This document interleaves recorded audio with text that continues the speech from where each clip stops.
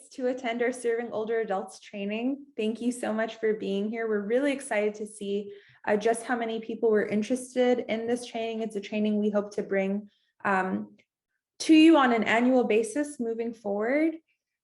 My name is Nicole Thomas. I'm a policy analyst at Homebase. For those of you who aren't familiar with Homebase, we are a technical assistance provider that provides support and works closely with continuums of care nationally, but really with a strong focus across the Bay Area.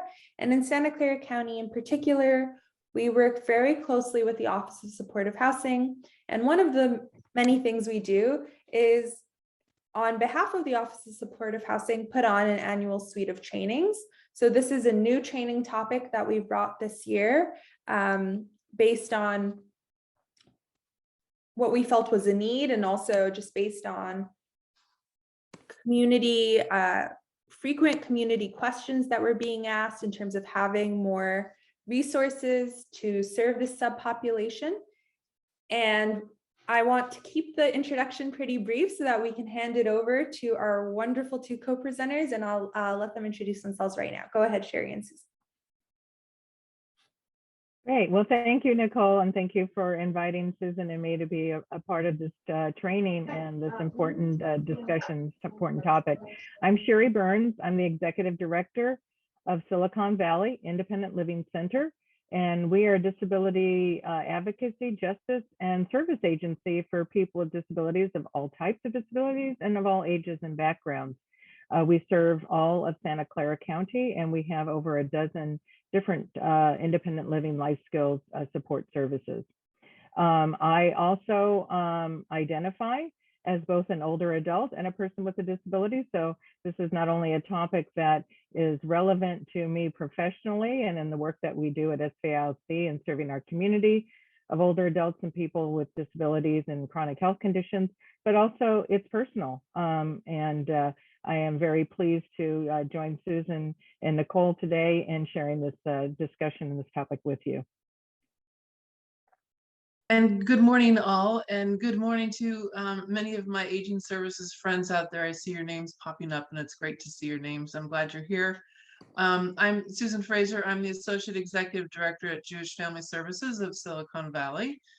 We provide a myriad of services. Right now we're working hard to resettle Afghan refugees and are gearing up for resettling Ukrainian refugees, but we also provide comprehensive services to older adults in Santa Clara County, including Holocaust survivors, which number in about 200 clients that we serve that are Holocaust survivors.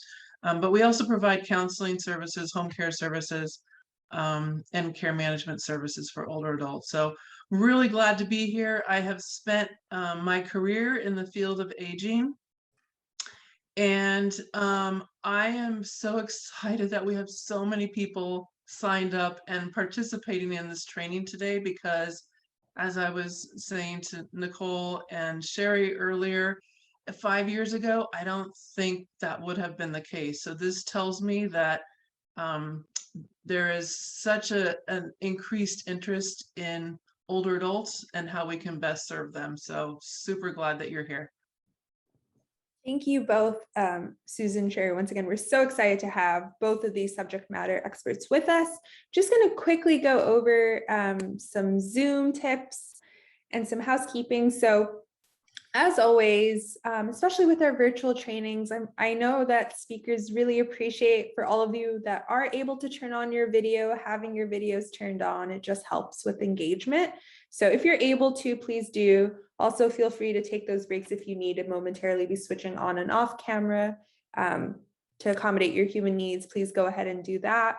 You will note that just because there are quite a few of us here, just upon entry, you're going to be muted.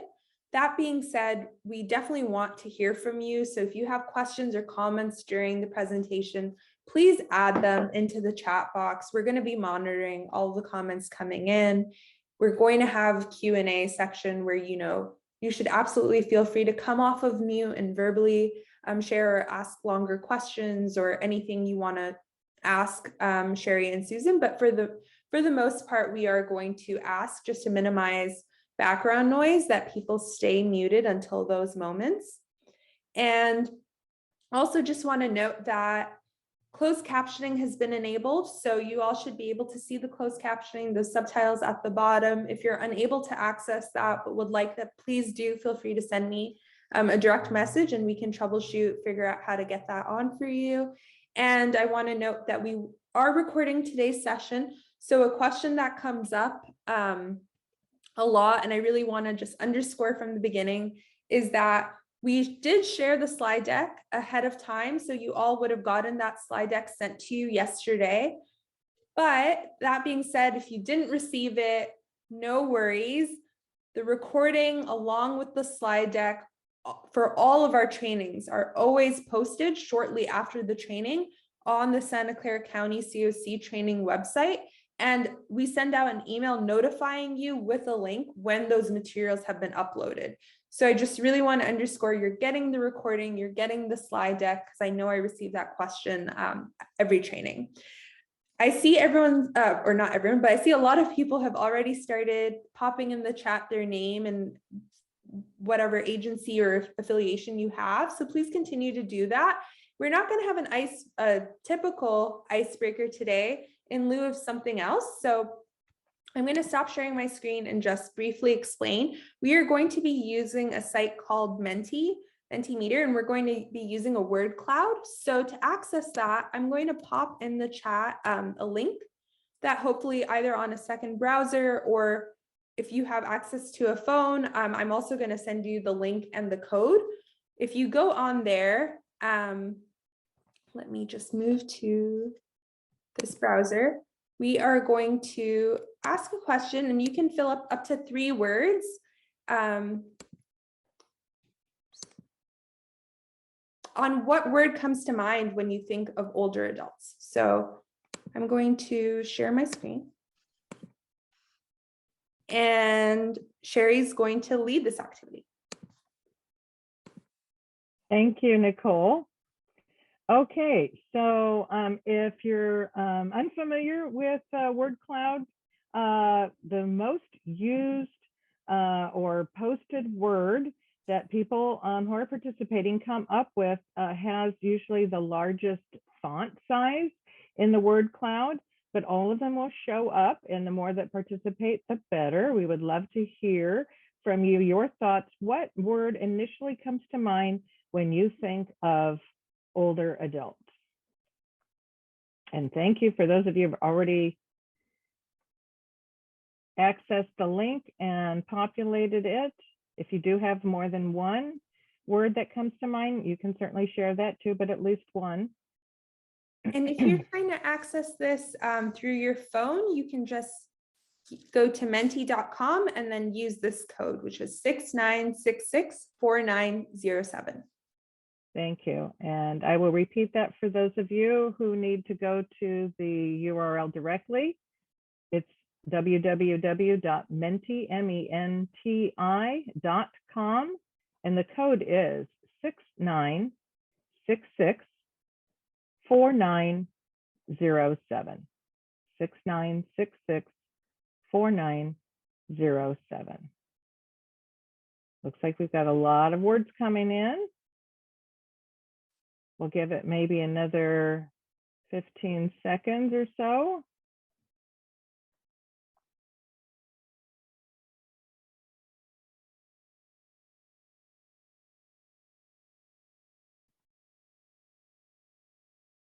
Looks like I got a few more coming in, so we'll keep waiting a few more seconds.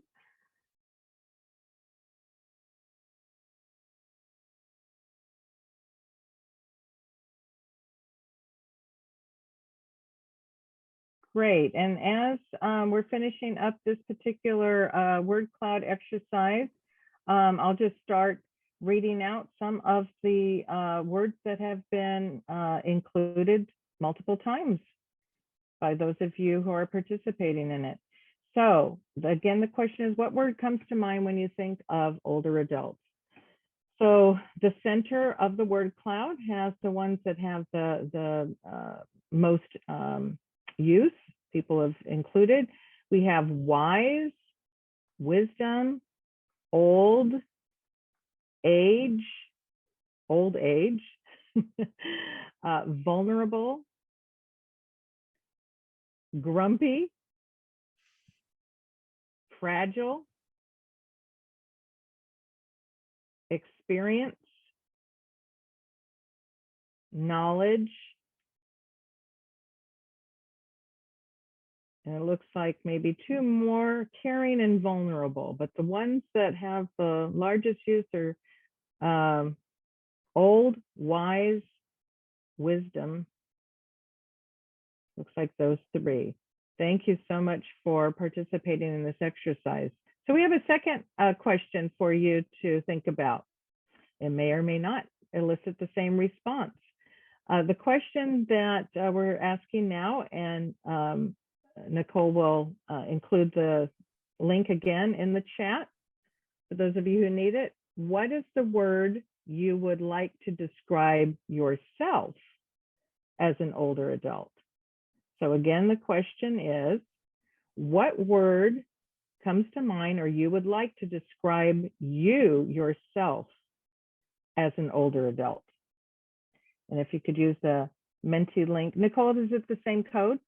No, it's going to be a different code. My Okay. computer has just chosen to freeze momentarily, but I will get it to you in a All second. right. So everybody's going to be thinking about that while we get this unfrozen and get that link in the chat. And then I will read it aloud for those of you on the phone. So the second question is, what word you would choose to describe yourself as an older adult? Because if you're not there now, we hope that you will get there.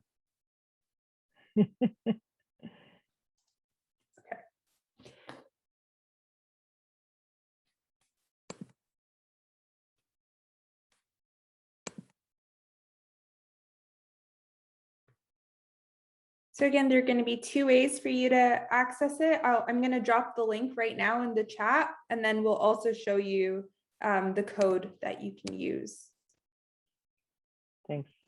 Thanks, Nicole. I see we've got a couple of people who have taken the initiative to include some adjectives that they would use to describe themselves as an older adult in our chat.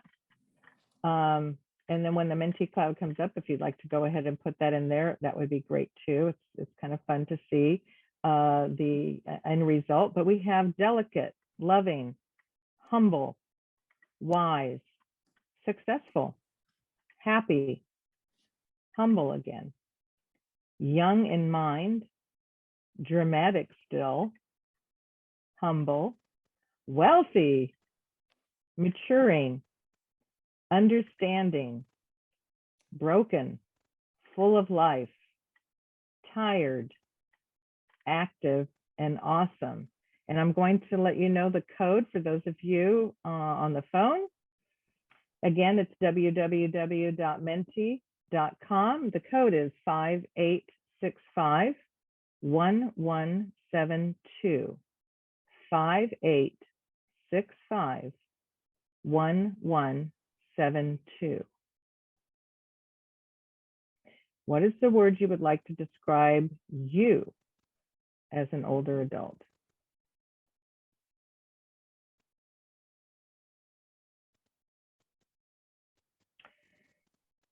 Great, we got lots of them coming in.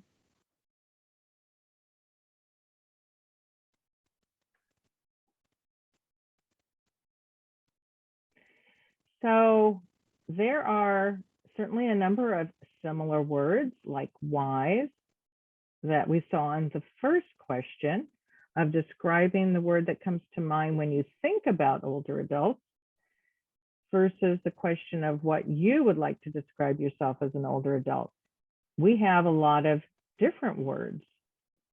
Happy, fun, loving, humble, healthy, tired, fun, experienced, humble. I don't know if I said that before. We'll give it another couple of seconds. We also have fearless and playful, successful, awesome, accomplished, energetic, understanding. But the ones that come that you've said the most, loving, wise, happy, tired, active, and humble. And I would probably add in there fun is probably another one. So I think you can see, as I can see, is that a lot of certainly the same adjectives, but more often than not, we tend to think of ourselves when we're projecting as an older adult, or if we are experiencing being an older adult, as being much more positive, much more happy and active experience, full of fun and success, as opposed to when we think of others being older adults as being more frail or, tired, unwell, those kinds of words. So thank you all for participating in this exercise. Hopefully that was a good eye-opening icebreaker experience for us to take a deeper dive into older adult sensitivity and understanding the needs of older adults, as well as our second objective is how do we support our older adults living independently. And I'm going to pass it over to you, Susan. Thank you, Sherry. Hold on just a second here. So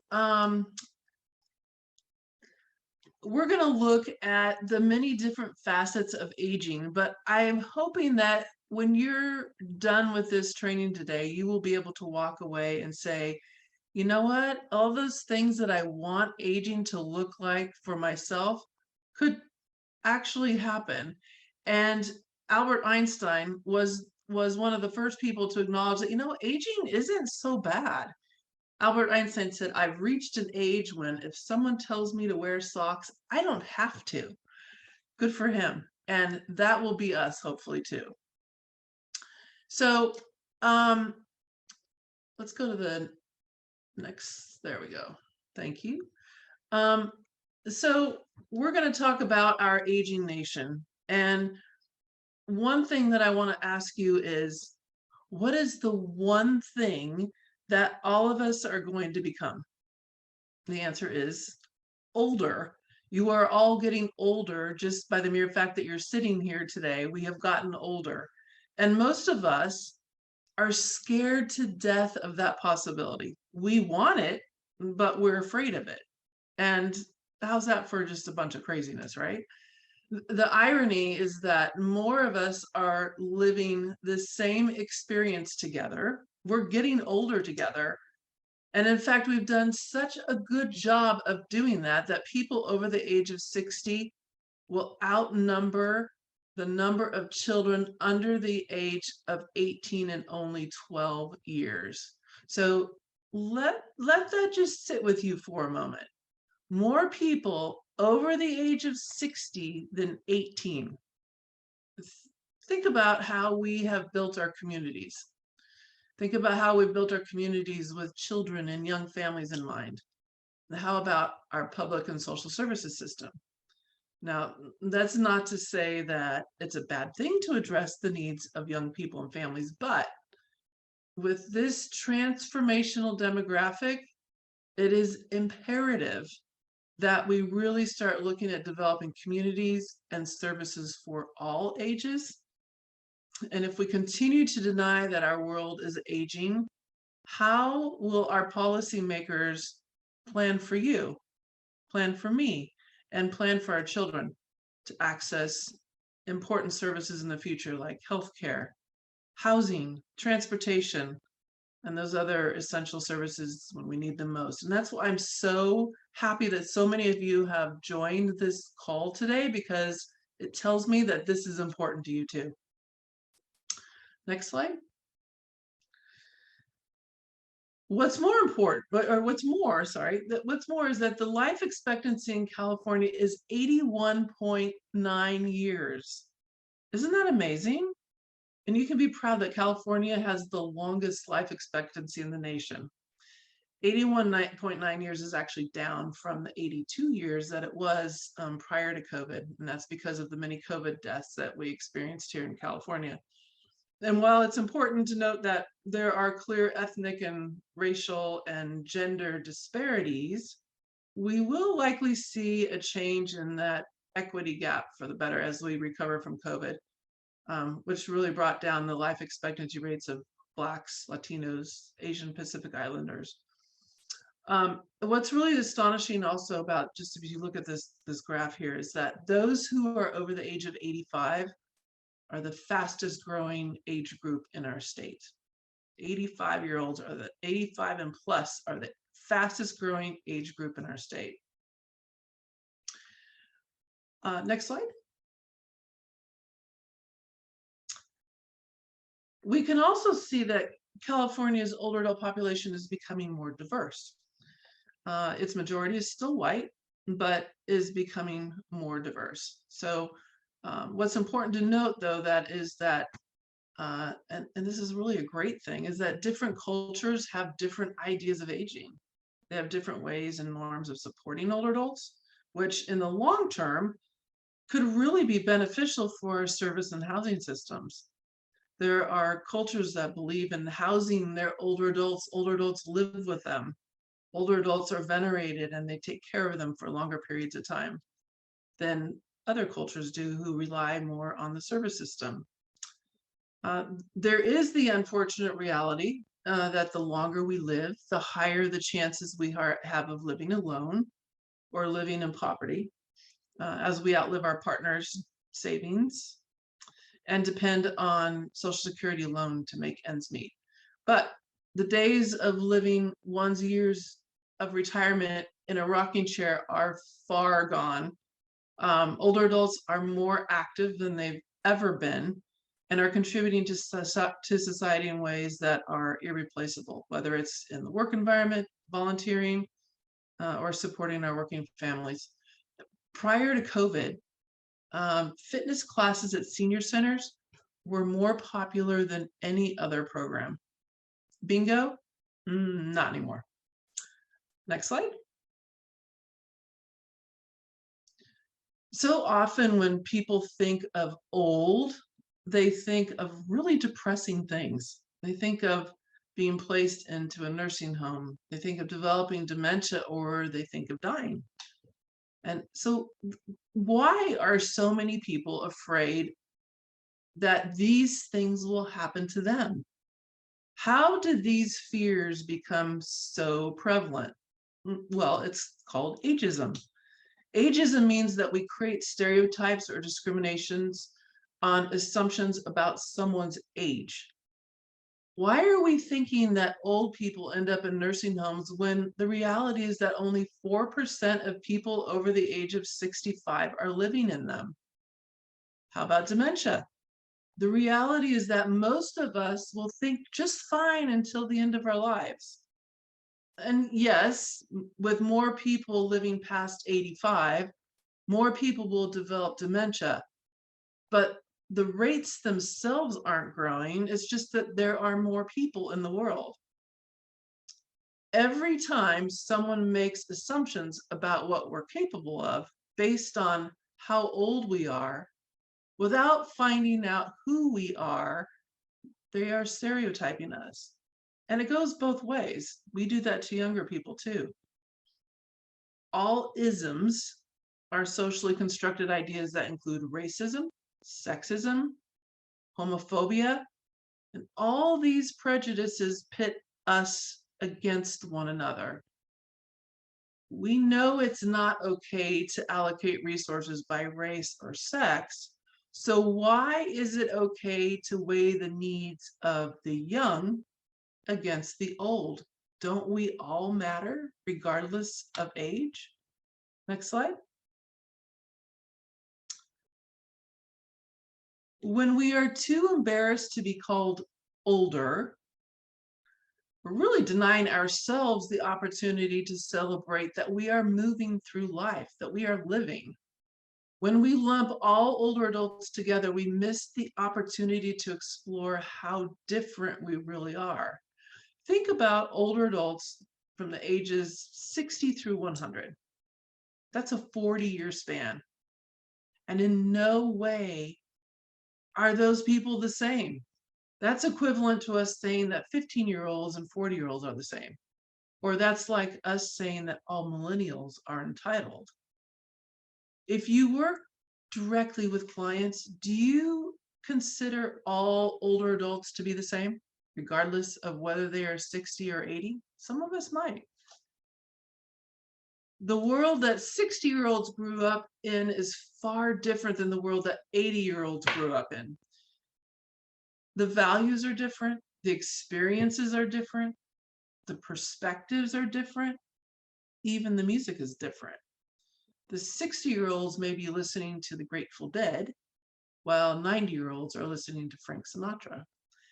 And the social inequities grow even larger when we couple ageism with racism, sexism, or homophobia.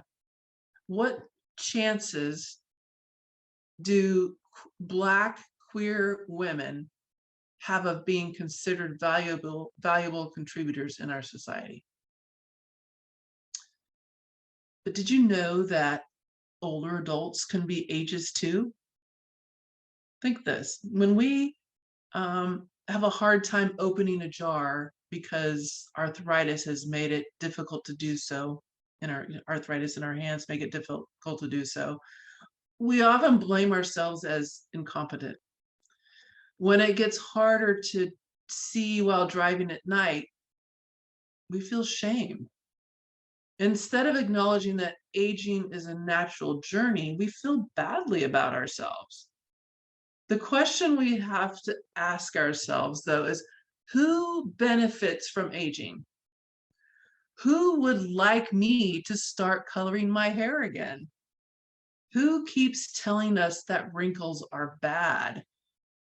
The multi-billion-dollar cosmetic industry really likes us to stay looking young. And the multi-billion-dollar pharmaceutical industry would love for us to take supplements to make our memories and ligaments stronger. During the height of COVID, I did what many women do, or many women did during COVID, and I transitioned from coloring my hair to letting it be natural. And I can't even begin to tell you, and I feel, and when I reflect on this, I feel badly that I went through this journey, but I had all of these anxieties about what the world would treat me like if I had white hair. Would it be different? Would I be less respected at work? Would I no longer be attractive? That's crazy, right? It's only because I went through that just because of my hair color. And in the reality, all is good. But it was the anxiety that I had that really took me on this really crazy journey for a while. And get this, research is now showing that how we feel about aging has a direct impact on our bodies. Those who have a positive attitude towards aging are living 7.5 years longer than those who lose their self-esteem and dignity through ageist beliefs. Isn't that crazy? Particularly those who believe that they have lost their self-worth in this world because they are older. People who have lost their self-worth because they are older are not living as long as those who have positive attitudes towards aging. So for those of you who have DEI initiatives in your organization, I hope that you will remember that aging is a diversity issue too. Ageism will oppress us all if we don't address it, so I encourage you to do so in your organizations. Next slide.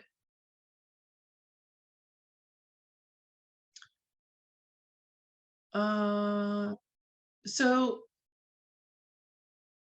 let's talk about some of those things that people say to contribute to our negative attitudes.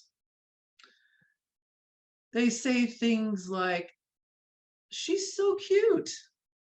Oh, he's surprisingly sharp for his age. Isn't it time that she retires? He's doing so well for 85. Old people can't change. Old dogs can't learn new tricks. Of course he's depressed. He's old. Of course she has dementia. She's old. All of these statements are either very patronizing or presumptuous. And we hear them all the time. Next slide.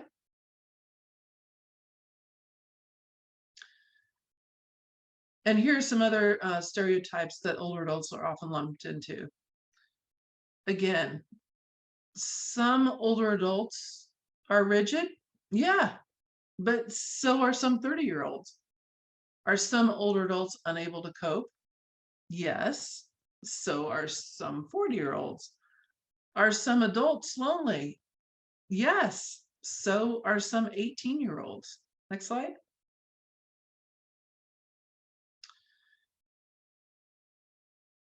Now, what we need to consider when we think of aging is that those older adults, is actually us. When we create stereotypes and prejudices against others based on age, we are actually impacting our own futures. Are the stereotypes that we create for older adults how we want our older years to look? We saw that from the cloud earlier, that you want to look something different than how you perceive older adults in the world now. And ageism feeds our denial that it will be us. We need to reframe this. It's not them we are talking about, it's us.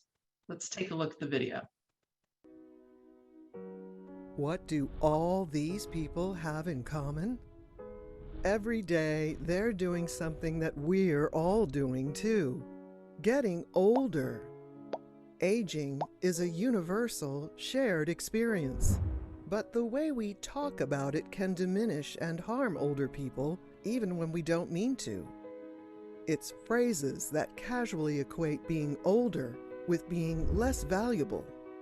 It's imagery that too often portrays older people as needy or isolated. There's a better way to communicate about aging. We can stop othering older people by talking about us instead of them. A them statement segregates and blames. For example, older adults are a challenge for our healthcare system. They make a lot of demands on a system that is not prepared to care for them. An us statement is inclusive and helps all of us see ourselves in the issue and in the solution. For example, we need a healthcare system that is built to help all of us live well as we age. When choosing photos, images of diverse older people interacting with others send a more inclusive message. When we shift from them to us, we promote a more realistic, inclusive view of aging, reduce bias, and build support for policies and programs that can help all of us at every age. The Reframing Aging Initiative provides free evidence-based tools to help us get there. Learn more at reframingaging.org.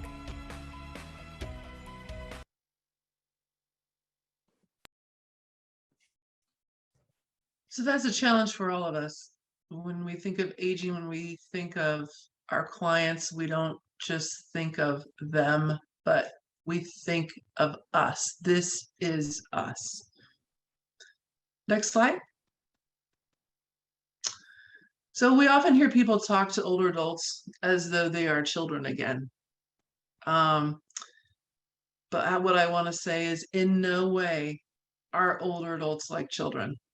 They have led full lives that are represented in a myriad of experiences that no child could ever possibly have had. For those of you who work directly with older adults, I challenge you to learn more about who they are. She isn't just an 80-year-old. She was once 20, 30, 40. All of those years make up the person that she is now. She was the same person that you are now. What was important to her when she was 35? What influenced her during those years? There are things that we can do to make cultural shifts away from ageism. And one of the easiest ways is that we can create change around the way we choose words and the language that we use. So very often, how people talk to older adults is patronizing, as though they are children. For example, people will often call someone honey or sweetie, and those might be terms of endearment, but for many older adults, that's really not respectful. That's treating them as though they are a child. So what we want to do is call someone by their preferred name. For me, it's Susan. I'd prefer that you call me Susan than sweetie. People will say they're young at heart. It implies that being young is good, but old is bad. So give people thoughtful compliments that are based on that person, not based on their age. She's doing really well for her age. No, she's really fit. She's really smart. Speaking to an older adult of a different age, in a childish language is called elder speak, and it's, you will recognize it when you hear it, because it's really when we use a different tone and we talk down to older adults. So it's so important that when we're talking to an older adult, we think of them as a peer, as an equal. Remember, they've lived their lives for so many years. They were that 20-year-old, that 30-year-old, that 40-year-old, and they are an equal to us. They're not a child. Next slide. So the fact of the matter is that we are all ageist. We are. I'm ageist. I try so hard not to be, but it comes out. I'm working on it.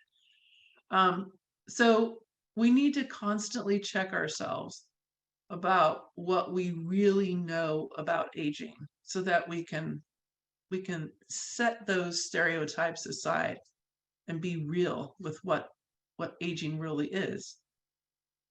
So I'm going to do a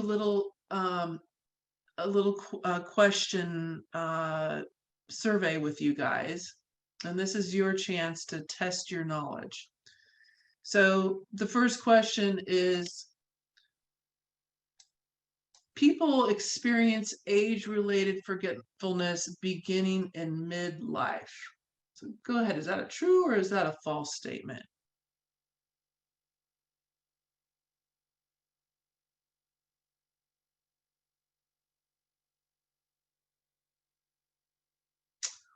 Well, most of you, it looks like, feel like that is a true statement. However, next slide. That's actually false. So at 57, I'm inclined to blame losing my cell phone on my age. And my wife will tell you I lose my cell phone all the time. But I know that I used to lose my keys when I was 25 just as often as I lose my cell phone now.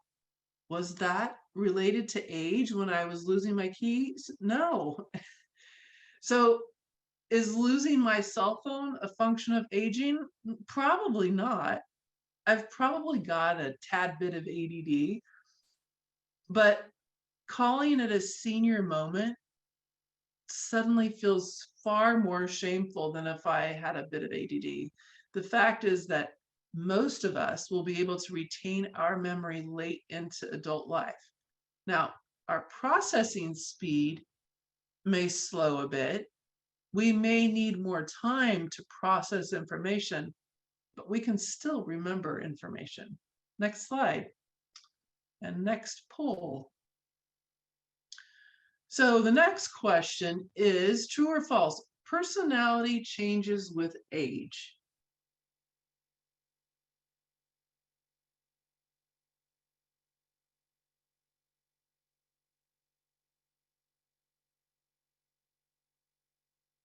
This one's toggling back and forth.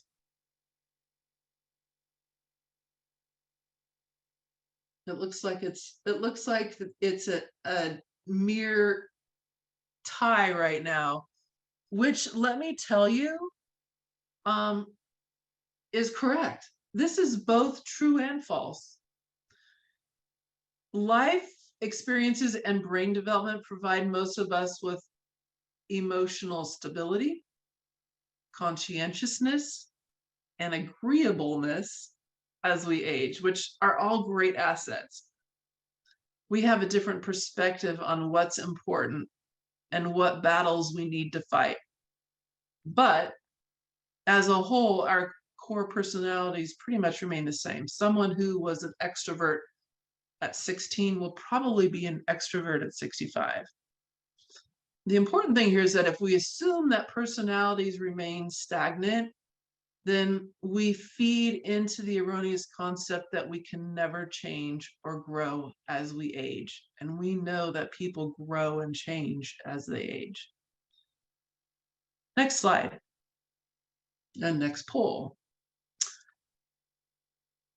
So this next question, all 5 senses tend to decline with age. Is that true or false?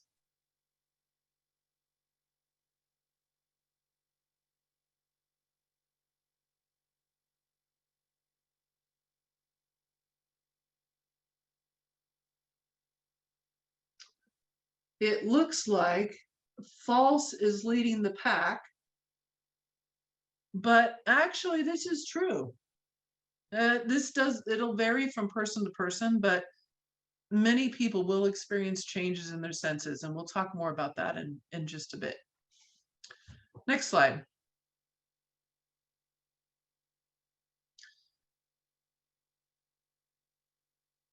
Older adults have less anxiety about death. True or false? We know that, as we said earlier, the anxiety that we have oftentimes as younger people towards death is pretty prevalent. But do older adults have that same anxiety about death?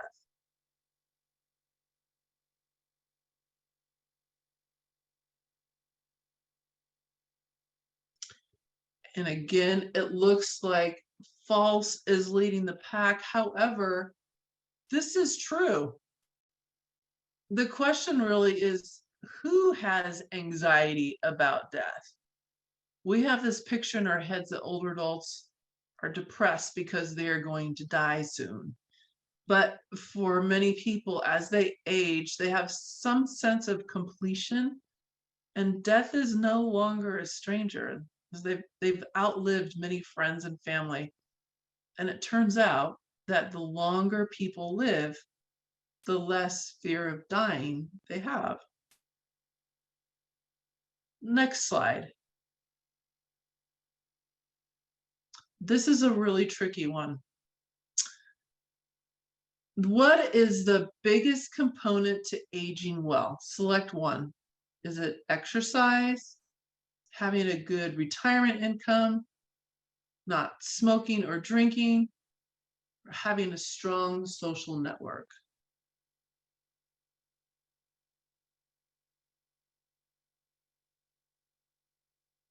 Oh my gosh, I am like so thrilled that most of you guys got this one. And I think COVID played a huge role for us in understanding that social network, a strong social network, is such a big predictor of aging well. We saw this play out in COVID, and we saw that isolation has been absolutely awful with enormous detrimental effects during the past 2 years. Many older adults have had to sever their social networks during this time. Those who could cross the digital divide have been saved by their ability to connect with social media. Suddenly, social media is such a huge connector for older adults. We have seen this isolation lead to increased cognitive decline, depression, and health problems. But we're hopeful now that we are hopefully on the tail end of COVID, that we can get back to a baseline of building social networks for older adults again. And an amazing statistic is that social isolation is so detrimental that it has been compared to smoking 15 cigarettes a day. Okay, next slide.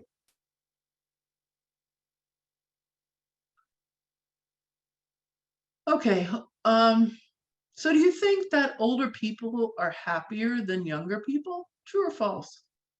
Older people are happier than younger people.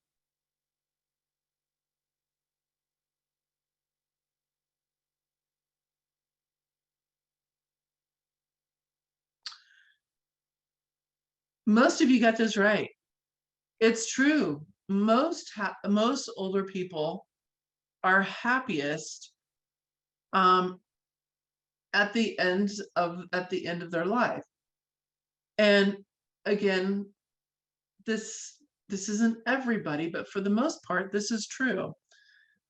Think of happiness as a life cycle in a U shape, that we're happiest on both ends of our lives. We're happiest in the beginning and we're happiest at the end.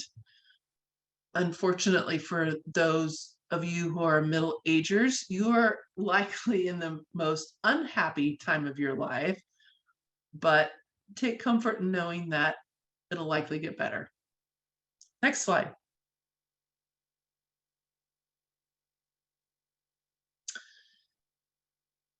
So for most of us in this training, we are in the service industry, and we are more likely to come into contact with older adults who are facing challenges related to aging that will require additional support. So let's talk about those 5 senses and what we can do to accommodate those needs when you're working with them. The first thing that we want to talk about is vision. So many older adults will experience vision loss. They will experience a decreased ability to see objects clearly, a decreased ability to focus on objects at varying distances. They will need more lighting. They will have a decreased ability to perceive depth. And where that is really important is that when you lose your ability to perceive depth, you're more inclined to be at risk of falls. The vision, accommodating changes in light changes tends to slow also. So if you're in a bright setting going into a dark setting, it's going to be harder for your vision to adjust. And then there's a decreased ability to discriminate colors in the blue, violet, and orange range. Next slide. So what can we do about that? What can you do in your work with your older adult clients? So first of all, be cognizant of the fact that there may be glare in the office. If that's the case, you might want to close the blinds. You might want to provide large print. If you're providing handouts, make sure that there's large print so that's more readable. Avoid using blues and violets and greens together in printed materials. Use high intensity light for reading areas. So be really cognizant about what light you have in the area. And then consider accessible technology for older adults. It can be as simple as providing people with a pencil grip that they can put on the pen or the pencil. That makes it easier to hold the pen or pencil. Next slide. Hearing loss. It can be really embarrassing for older adults who can't hear well or misinterpret what they hear. And missing information because it wasn't heard sometimes gets mislabeled as having cognitive deficits. We might make the assumption that they heard the information but didn't remember it, when in fact, they didn't hear the information in its entirety. The inability to fully engage in conversation and to not be able to follow conversation can often cause older adults to withdraw, which creates a slew of other problems, referencing back to what the implications of social isolation are. But with patience and acknowledgement from us that there is a hearing loss, we can certainly help to mitigate those challenges. Next slide. So the first is we recognize that there is a hearing loss. When you're speaking to somebody who has a hearing loss, make eye contact. Look at them straight in the face, because some people are able to read your lips and your expressions through your face. Enunciate clearly. Enunciate at a rate of speed that they can understand. When there's a lot of distractive noises in the background, it's going to be harder for them to hear what you say. Men oftentimes are able to better communicate with people who have hearing losses because the tone of their voice is lower. So if you're a female, you may want to lower the tone of your voice so that they can hear you better. And then the other thing is teaching back. So when you're providing information to an older adult who may have a hearing loss, ask them what they heard so that you understand that you both are on the same page. If you make the assumption that they heard what you said, you may be wrong. And so asking them to repeat back what they heard will sometimes be really helpful. And of course, hearing aids, we can always encourage people to get hearing aids, which can make a huge difference in their lives. But there are also other devices that we can use to enable older adults to hear us while we're talking. So there are, I forget what they're called, but they're gadgets that have a microphone and it's attached to headphones, and then you can use that when you're speaking with them if they don't have hearing aids. Next slide. So have you ever watched an older adult struggle to swipe their ATM card at the grocery store, or take a coin out of their wallet? Imagine if you lose feeling in your fingertips, how hard that would be. For a lot of older adults, they experience stiff joints, they have arthritis in their hands, they have decreased sensation, there's a decrease in strength, and of course there's a change in appearance of their hands, which impacts their lifestyle. Next slide. So using the right tools and adaptive equipment can be, yes, Sherry, thank you. The pocket talker, that's what I was talking about earlier in terms of the amplifier. Thank you. Using the right tools and adaptive equipment can make an enormous impact on people's lives. This woman here has a gadget that will help her to open her jar. And for us, it's so important that we have patience and understanding. So if they are slow to take their Medicare card out of their wallet or their license out of their wallet, we're going to have patience, and we're going to have understanding, and we're going to resist rushing.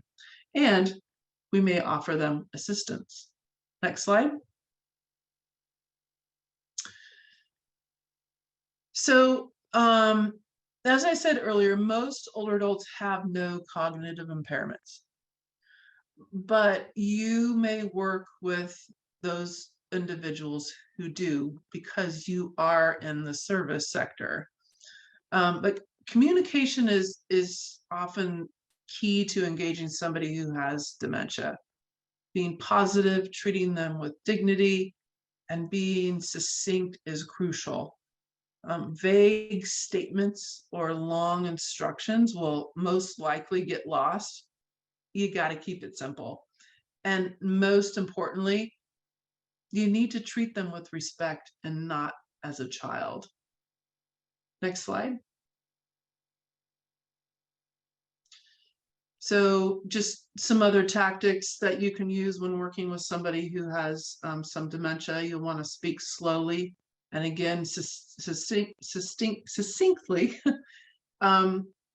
Be patient in waiting for a response. So often we are working so fast that we want to fill in the words for them. Give them the time to come up with the words that they need. Repeat the questions if you need to. It's okay. Take your time. Next slide. Finally, if we are going to age in a world that was meant for us to age, we will need to own the fact that aging isn't something that we need to avoid. Aging is living. Aging is life. And as Albert Einstein said, if we don't mind it, aging doesn't matter. So now we're going to play one more video.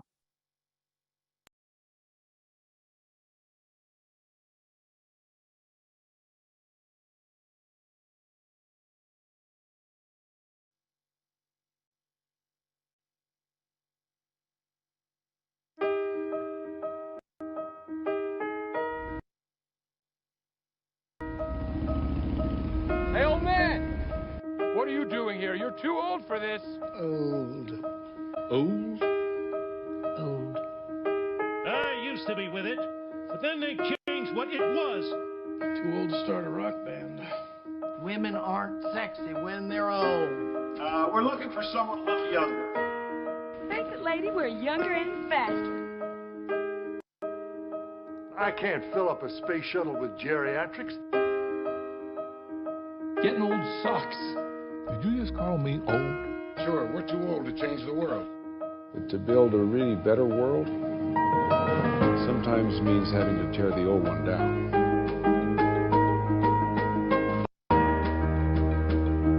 You know, at my age, I only have one speed, breakneck.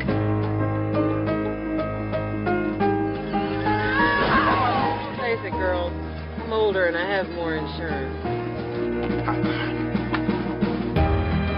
And not that it matters, but I am 52 and I will rock this dress.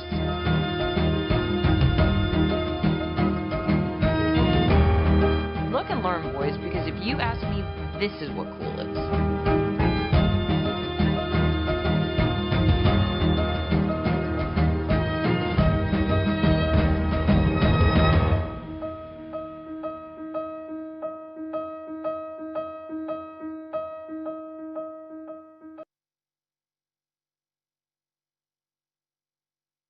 And now, Sherry, I'm going to turn it over to you.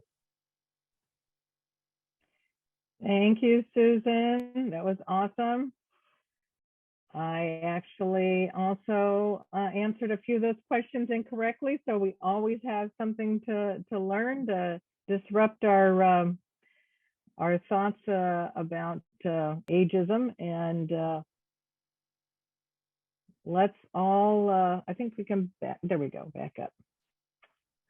Okay, thank you, Nicole. Oh, are the times still on these? You might have to hold it. Okay, I apologize. No worries. Okay, so how do we best support older adults and persons with disabilities? Well, we start, oh man, I'm so sorry. Do you want to back it up and take the timing off? We can Let me try and do that really quickly. Okay, all righty. I think So actually maybe there was a question in the chat, so maybe yes. that could be answered while I do this. Okay. What is meant? Oh, I think on one of the slides around cognitive deficits, there was a point on turning questions into answers. Susan, do you want to take that while Nicole takes my timings off of my slides? Thanks. So sometimes when people have cognitive deficits, we have to be the executive functioning part of their brain, because oftentimes that's the part of the brain that is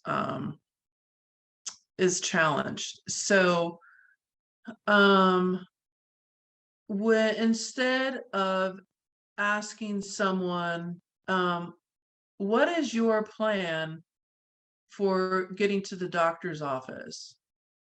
That requires a lot of thoughtful processing for some people, particularly those who are in the later stages of dementia. Instead, you can say, we're going to make a plan to get you to the doctor's office, and this is what we'll do. And that way they are engaged in the conversation, they're engaged in the plan, but you're not putting that onus on them that they have to come up with the response that's going to create some anxiety for them. Hopefully that helped to answer your question. Thanks, Susan. And while Nicole's taking the changing that from the timing to the advance at the click, this would be a good time if anybody else has a question. If you'd like to either put it in the chat real quick before we transition onto the support services and resources, or you can unmute yourself and ask a question. We can take one or two.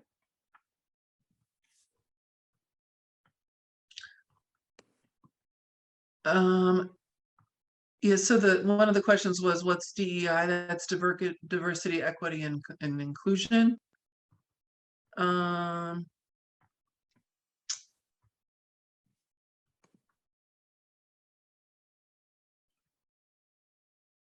looking for more questions. I don't see any more questions.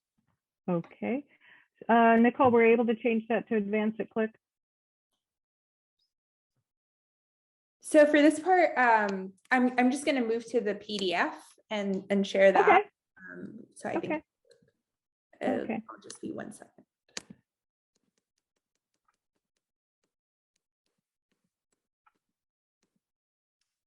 Okay, I think we're good to go. Thank you. And one thing that while they're doing that, one thing that I would recommend for you to do if you're interested in getting more access to information on reframing aging, there's the I think it's reframing.org, reframingaging.org. It has some great information on just how we as professionals, and how when we're talking to policymakers, how we can reframe how we talk about aging. So take a look at that. And then also the master plan on aging for the state of California. If you go to their website, they have some amazing dashboard information. If you're a statistic person, there's all kinds of crazy information there that you can get. So that's the master plan on aging for state of California. Thanks, Susan. And that's you can either just Google master plan for aging California, or it's on the Department of Aging website as well, links to that. And the reframing.org, reframingaging.org web URL I did put in the chat, so you can access it that way. Again, it's reframingaging.org.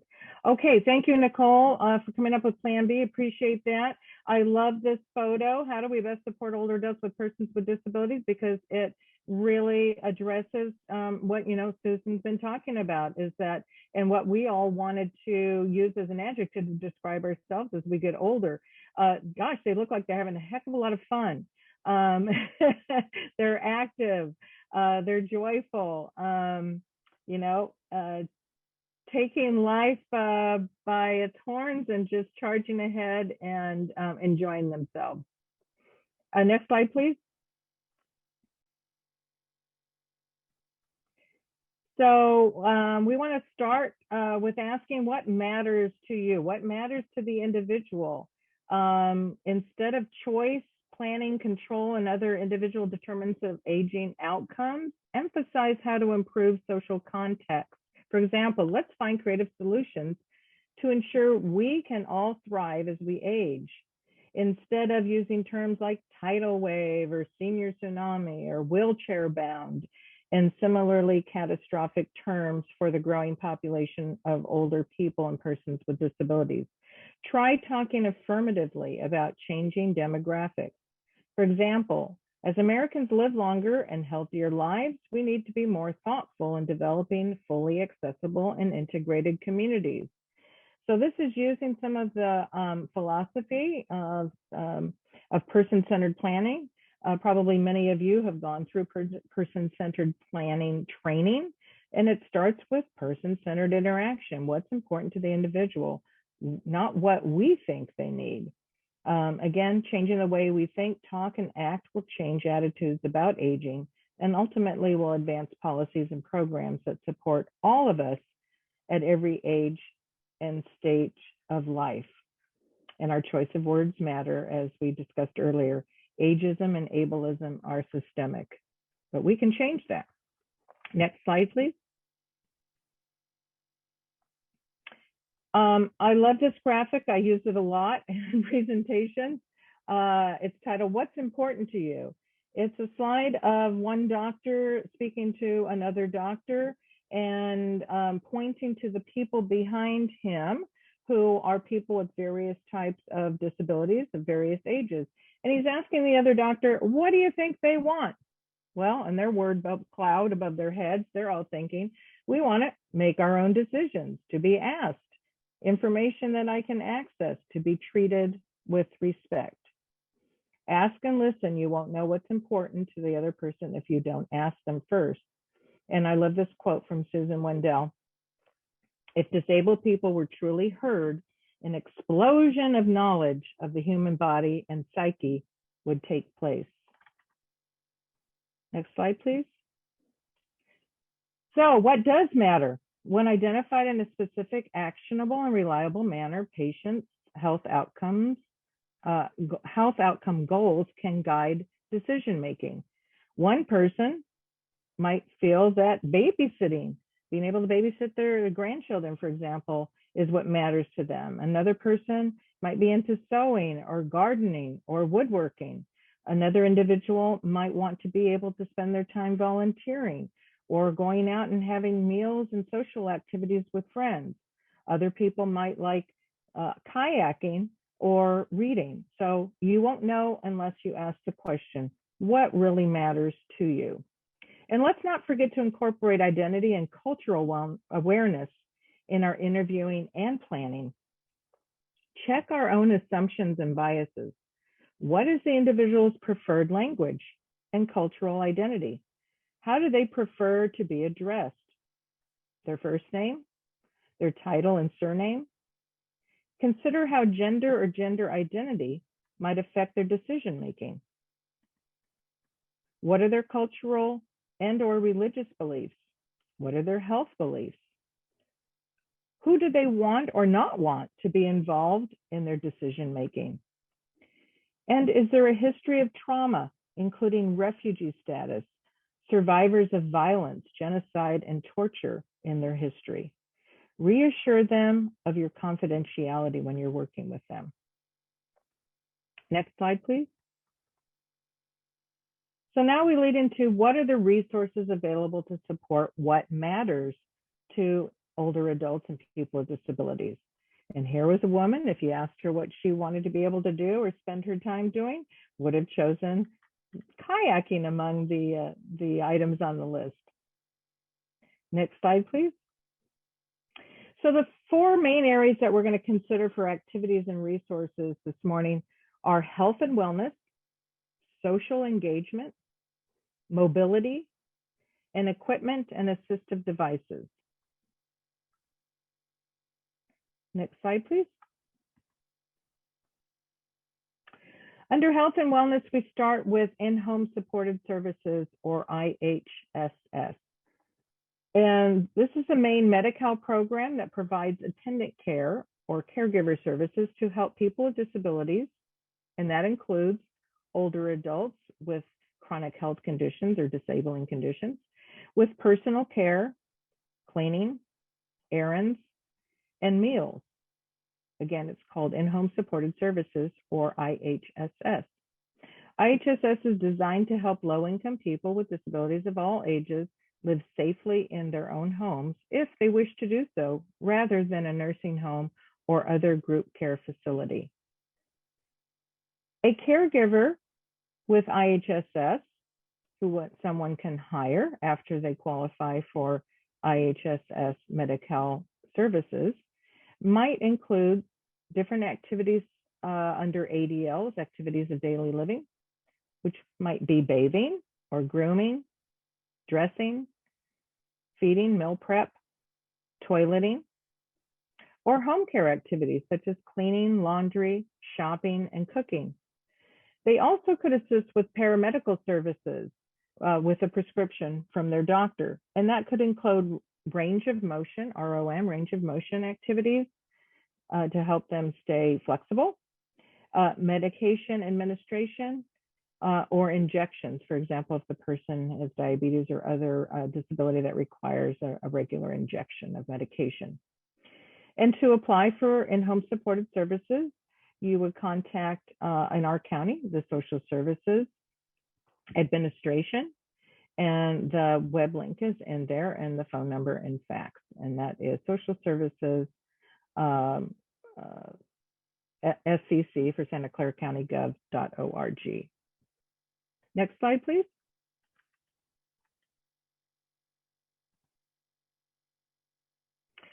Under health and wellness, there's also private pay caregivers.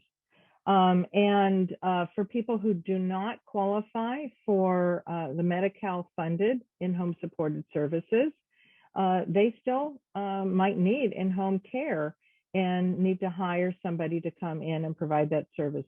There are also family caregivers as well. There are millions of family caregivers that assist family members with disabilities and older adults and their families with the activities that we talked about previously. But there's also private pay caregiver services. And these are provided by private pay agencies. And those would include home health agencies. There are several in our county, and I've listed a few here. There's also some website-based services, care.com, aging care. There's a veterans home care service for folks that are vets. And of course, also Susan's organization, Jewish Family Services of Silicon Valley, provides private pay caregiver services and support. The Institute on Aging also has home care. And my agency, Silicon Valley Independent Living Center, we also have private pay caregivers, as well as a list of those that are registered with in-home supported services. So some of them do both, private pay and IHSS. And that is through our program called Quick Match. And that's an online program where consumers who are our clients can actually go on to the website and choose which caregiver that they would like to match their needs. So there's a field, and we teach them how to do this. So those are some other options for private pay. Yes, go ahead. If somebody is like a family caregiver, can they get paid through IHS to take care of their family member? Yes, absolutely. Absolutely. We actually have a number of families that we work with to assist them if we find out that the client comes to us and is in need of caregiver services, and they are living with a family member who is already doing a lot of those daily care activities. Oftentimes they don't realize that they could qualify as a caregiver and get paid under IHSS for those services. So yes. Good question. Thank you. Okay. Next slide, please.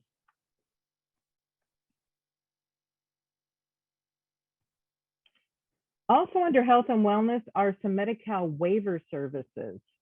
California operates several home and community-based or HCBS waivers, which are special Medi-Cal programs that waive certain Medi-Cal rules so that people can live at home instead of in a institutional facility.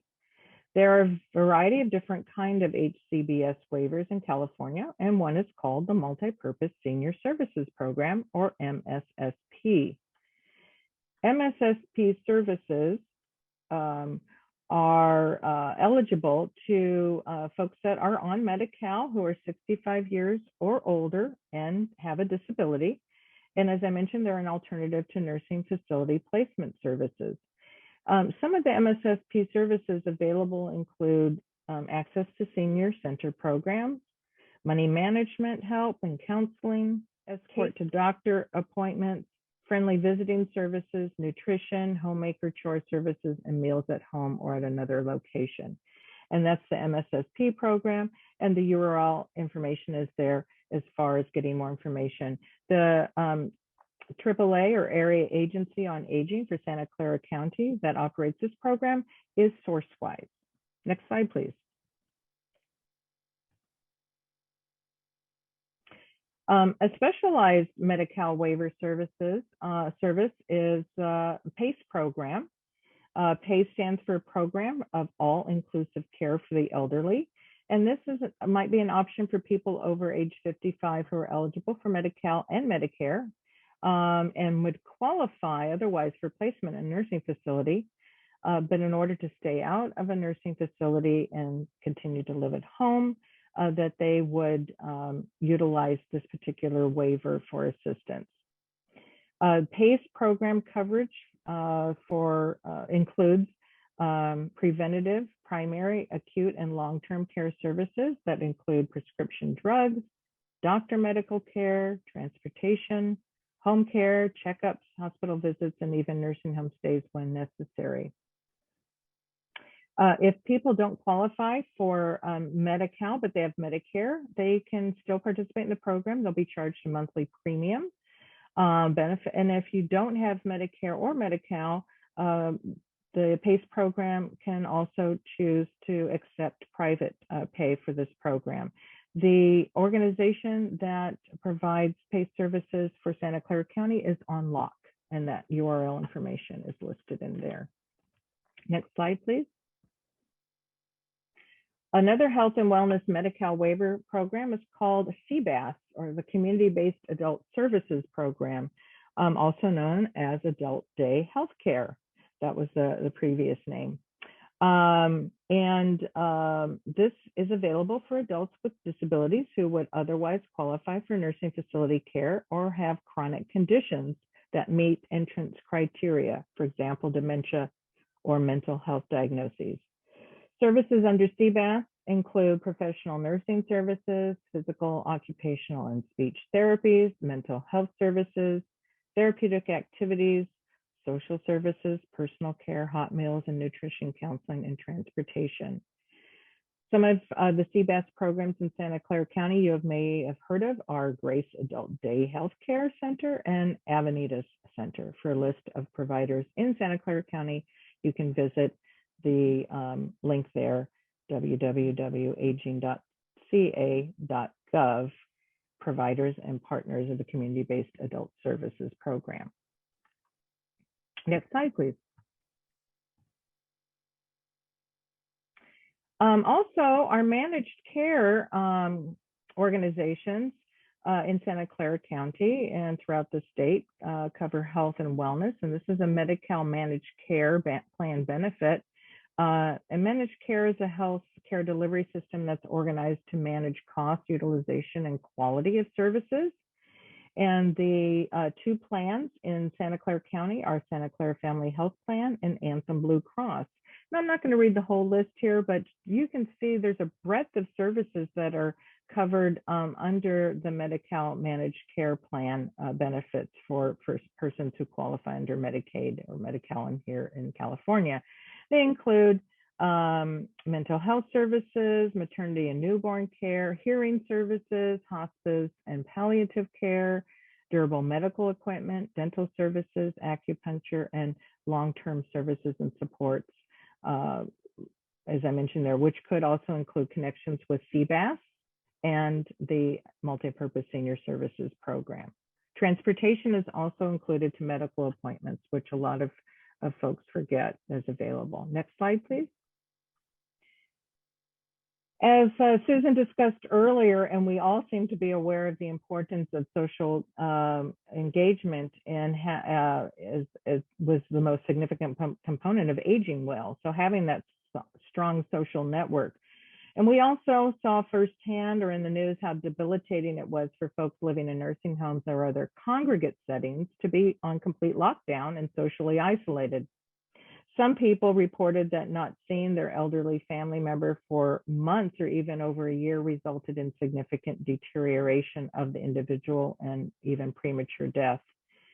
People were literally dying from loneliness, not necessarily from COVID. So our efforts to keep people safe from catching COVID by totally isolating them actually had the opposite effect. It hastened the aging process and affected their health and well-being. Activity and exercise is important for our mental, physical, and emotional health for all of us of all ages, from toddlerhood to older adulthood. Whether it be walking, weekly card games, book clubs or sports clubs, social dancing, or even going to lunch with friends, they're all important components to our wellness. The various cities typically have a Parks and Recreation Neighborhood Services Program, which is what PRNS stands for. And the city of San Jose, our largest city in Santa Clara County, has a pretty expansive number of classes and programs available for adults over the age of 50. They include health and fitness classes, as Susan mentioned, that's the number one now, not so much the bingo, dancing, arts and crafts, enrichment and education, music and theater arts, and independent living skills and assistive technology workshops for seniors. And that's something that SBLC provides at 4 different senior centers in San Jose. There is also, the city of San Jose has a therapeutic recreation services program for adults with disabilities. And those include programs in sports, wellness, and inclusion activities. And you can just Google the other different cities in the county and look up the different kinds of parks and recreation service programs for older adults in that particular city. Next slide, please. Outside of city park and recreation programs, there are several other avenues for prepared social programs and activities. For example, the Health to You, or the acronym that's used is H and the number 2, U. And it's a membership program geared toward people 50 years old and older. They offer activities and events to help the individual get out of the house, meet new friends, and exercise, or just try something new. They also do a lot, well, at least pre-pandemic, and I'm sure coming out of the pandemic, they will return to a lot of travel trips. So, you know, they'll do bus trips to various different locations, and they could be museums or Sololi Gardens or a lunch activity and other type of, maybe it could be a theater event, those kinds of things that they will take individuals to. There are 2 programs that are operated, that operate the H2U program, and that's Heart of the Valley Services for Seniors and Good Samaritan Hospital. And I mentioned the adult daycare programs earlier that provide opportunities for people to, for a few hours a day, enjoy activities with other adults and at various centers. And again, there's the link there. And Institute on Aging also instituted a friendship line, which became quite expanded during the pandemic and expanded statewide. It's a 24-hour toll-free friendship line that's the only accredited crisis and emotional support line in the country for people age 60 years and older, and adults of all ages living with disabilities.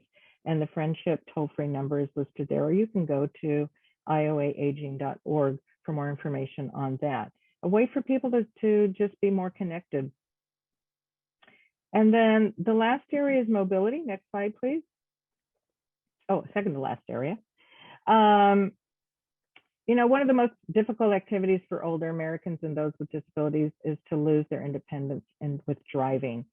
Being able to jump into the car to go where I want, when I want. And for those of us who live away from easy to walk or roll shopping centers, restaurants, and other activities, it's even more difficult to stay engaged with social networking activities.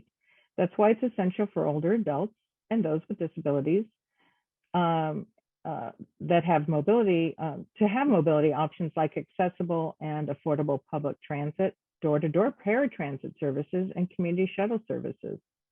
The Senior Mobility Guide, I think, is the best way to access all of that information. It contains a comprehensive list of transportation options for older adults and those with disabilities in Santa Clara County. But you can see a list of some of those options there: VTA Access, the RIDE program that covers Saratoga, Campbell, Los Gatos, Cupertino, Montecito, and Morgan Hill, as well as the various public transportation options in our county: VTA, Caltrain, BART, and the light rail. Next slide, please. And lastly, free and low cost DME, durable medical equipment, and assistive technology devices. So most insurance will cover the cost, or at least 80% of the cost of necessary durable medical equipment, but it must be something that's justified for independence within one's home because the way the regulations are written. Things like manual wheelchairs, walkers, hospital beds, shower and commode chairs are typically covered items, but it can be difficult to get a customized power chair or scooter covered, especially if they're only used outdoors. Also, many people don't have eye health insurance, including those with Medicare. Supplemental plans can cover exams, but not corrective lenses. So it's important to help folks find the lowest cost options or even free glasses. And the same with hearing aids, also not covered by traditional Medicare Part B. But this year, thankfully, most Medicare Advantage plans do cover hearing aids for the first time. So it's important for people to work with a HICAP counselor. HICAP stands for Health Insurance Counseling and Advocacy Program, to determine the best plan for their needs. HICAP is offered free of charge through SourceWise, our area agency on aging. Other places one can sometimes obtain free or low-cost equipment or adaptive tools are through the agencies listed here: the Able People Foundation, Silicon Valley Independent Living Center, Seniors Mobility, and IQ. My agency, SVLC, is one of 12 device lending and demonstration centers in the state of California. We have over 250 ability tools to increase or enhance independence and self-care, meal preparation, IADLs, or instrumental activities of daily living, school, and in business. Items can be loaned out for up to 30 days free of charge. Devices range from reachers to easy-to-use jar and can openers, to communication devices, Chromebooks, pocket talker amplifiers we mentioned earlier, and mini magnifiers. If you find a device helpful, we can then let you know where you can purchase the item at the best price. For costlier items, we can also help you apply for a device loan through Freedom Tech, which is a low-interest loan program operated through the California Foundation for Independent Living Centers.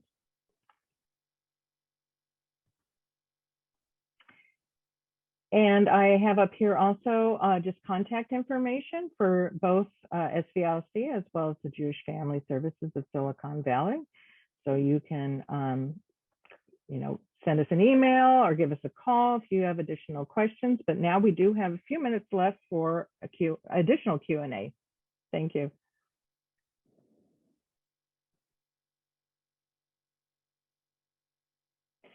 I think there's a few questions in the chat. If we want to read those and try to take some of those. And again, if we're not able to address all the questions in the next couple of minutes, feel free to shoot one or both of us an email. And let me see real quick if there are any questions here. Nicole, can you speak to how this information that Sherry just shared will be available to everybody? Yes, so again, the recording along with the slide deck that has all of the links, they are always shared after the training. So we are going to send out an email letting you know when the materials have been posted to the Santa Clara County COC training webpage, and the link will be included there. Awesome. All right, Just before we close, yeah, did you want to have a closing statement or survey? Yes, thank you. Thank you both so much for all of that incredible information. And I've dropped a feedback form in the chat, which will follow up by email as well if you're not able to grab it now. But our feedback forms are short, but we'd really appreciate if all of you could take a moment to fill it out. I promise that we look through every single form. It really does help us tailor our trainings, make them better for you every year. And I'm sure Susan and Sherry are both curious to hear what you thought was most helpful about this training, maybe what additional information you'd like to see next year. It's all very helpful for us. So thank you so much for being here today. And once again, thank you so much, Sherry and Susan. You're welcome. Thank you. Have a great day, everyone. Thanks, everyone. Age well. And with fun. Yeah.